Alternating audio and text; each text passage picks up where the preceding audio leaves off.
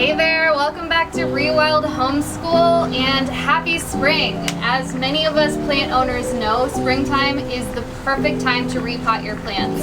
We're officially entered into what's known as the growing season. We have more hours of light per day, slightly warmer climates, and your plants are actually tuned into the rhythms of nature, even indoors. So this is a prime opportunity to give your plants a slightly larger home to grow into because their roots are ready to spread and they're ready to start growing again after a season long of dormancy. So come and join us for repotting these plants and see how we do it in the shop. So here you can see me using some coffee filter. This one's a little fancy, so I'm going to tear it up a little bit. We just need to cover up that bottom hole right there.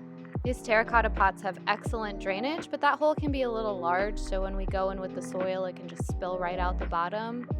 You could use rocks if you have them, but everyone has a coffee filter in their cupboard, so figured we'd use that. Here I'm giving this anthurium a little squeeze, a little hug. These grows pots are really flimsy, so if you just squeeze it, it'll help loosen up the root ball without putting too much stress on the roots. You could use gravity in your favor as well. Look at those beautiful, healthy roots. Wow.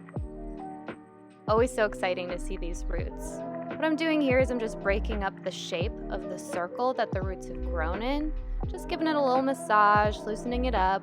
We want those roots to be able to spread out in new directions so the plant can grow nice and big and spread out into its fresh soil. I'm just setting it into the pot just to see how high up it needs to sit in there and how much soil I need to add as a base layer. I'm going to add just a little bit just to give it a little fresh soil to work in under the roots. And then I'm going to add soil gently around the sides without compressing. You can see that I'm giving the plant a little bit of a bounce. And then I'm going to create a little earthquake in the pot by just patting the side. You could do it to your own beat. Have fun with it.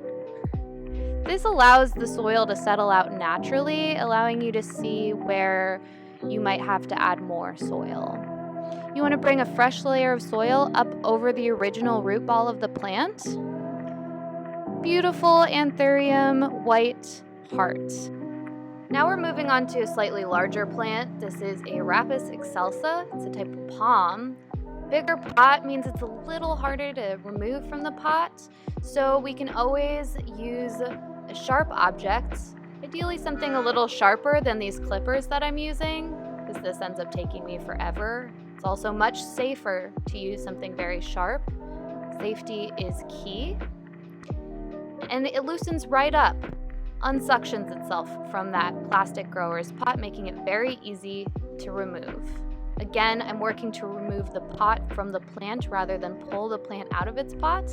And just gonna yeet that over the edge.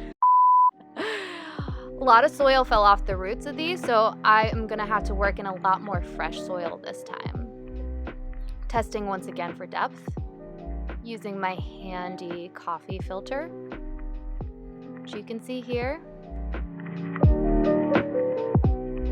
And I'm adding a base layer of soil before adding the plant back in gently and adding soil around the edges once again. Since it's a little harder to create that earthquake in this pot, I'm just gonna give it a little jiggle to situate the roots into the soil, just to create a little bit of, vibration in the pot so that the soil settles out naturally around the roots. And I'm gonna go ahead and also rock the pot back and forth.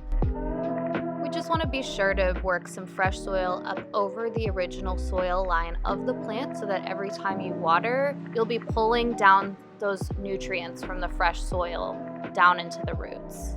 It's really going to help your plant grow and be happy. Removing the soil gently to keep airflow going. Just being extra careful to move the soil around naturally without compressing it too much. And now it's time to wash your hands and pat yourself on the back for successfully repotting your gorgeous plants.